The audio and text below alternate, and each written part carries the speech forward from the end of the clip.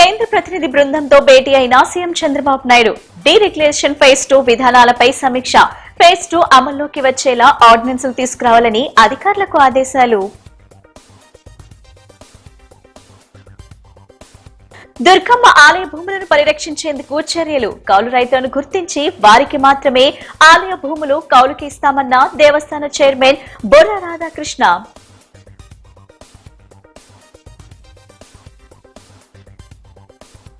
Central నియోజకవర్గంలో పలు అభివృద్ధి పనులకు శంకుస్థాపన చేసిన ఎమ్మెల్యే బోండా మహేశ్వరరావు. నియోజకవర్గంలో కోట్లాది రూపాయలతో అభివృద్ధి పనులు చేపడుతున్నామని వెల్లడి.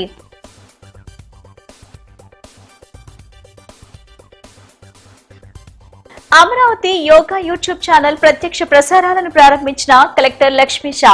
శారీరక ఆరోగ్యంతో పాటు మానసిక ప్రశాంతతను పొందేందుకు యోగా ఎంతో ఉపయోగకరమని వ్యాఖ్య.